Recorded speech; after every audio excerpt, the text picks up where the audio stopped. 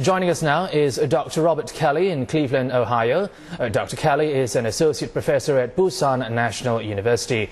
Dr. Kelly, first of all, are you behind the view that the initial outages were retaliation by the U.S., or is it merely a coincidence? Yeah, I would imagine that it's the United States. The coincidence, the timing is very, very suspicious.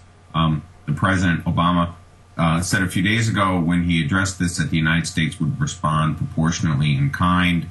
It's hard to believe the United States would actually launch some kind of serious kinetic action against North Korea. So the response to the Sony hack was probably going to be something in cyberspace. This looks an awful lot like it. And most of the analyst community is in agreement that this was probably the Americans. Dr. Kelly, how big of a concern is this when we know only a small proportion of people in North Korea have access to the internet? Yeah, actually, I'm kind of skeptical myself that this actually means a great deal or says a whole lot. It's more actually important that the United States did something than rather than what exactly we did. The internet in North Korea services, I think, less than 2% of the population or something like that. It's very, very small. Basically, if you live in Pyongyang and you're a part of the higher elite, you have some access to it. But beyond that, and once you go to the provinces, there's nothing. What's more important is the United States actually did something. In the past, the United States and South Korea have kind of looked the other way on North Korean shenanigans. There were a couple of big things in 2010 where lives were lost and there was no response. The fact that the United States did something, or we think it did, that's actually more important because it could signal a kind of tit for tat between the Americans and the North. All right, let's talk about the United Nations Security Council meeting, where for the first time it has discussed North Korea's country's human rights record.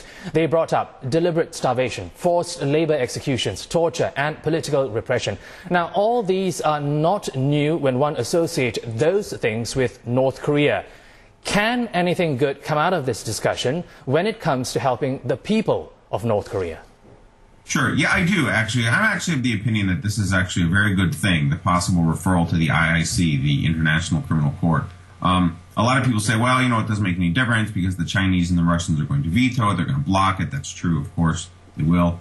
But it does actually force the Chinese and the Russians to go on record actually defending North Korea, actually blocking North Korea from prosecution, and this is embarrassing, right? I mean, this turns the public spotlight on them and says, hey, look, you know, Beijing is defending the North Koreans. You know, the Russians are sort of carrying their water for them. And this is important because this is the best way to force a disjunction between North Korea and its patrons, right? That is to say, if North Korea's patrons are embarrassed by the fact that they're getting all this terrible press because they're supporting the worst country on earth, this creates some incentive for distance, particularly with China, right? The more embarrassing, the more troublesome North Korea is for China, the less likely China is to defend North Korea in public fora like the UN Security Council. And that's important. I think that's a step forward. And picking up to your point, the Chinese and the Russians voted against discussing human rights at the meeting. That being said, Dr. Kelly, how do you see this development progressing in terms of the UNSC putting North Korea's human rights record on its regular agenda? Yeah, well, as your correspondent mentioned, right, I mean, once things show up on the UN Security Council sort of agenda, they can keep coming back and back. I mean, in some cases, the UN has been the high level of the Security Council has been discussing stuff since practically the very beginning, since the late 1940s. I mean, these things don't really ever go away. And this is one of the institutional problems with the UN, actually, is that things just never get resolved. They hang indefinitely.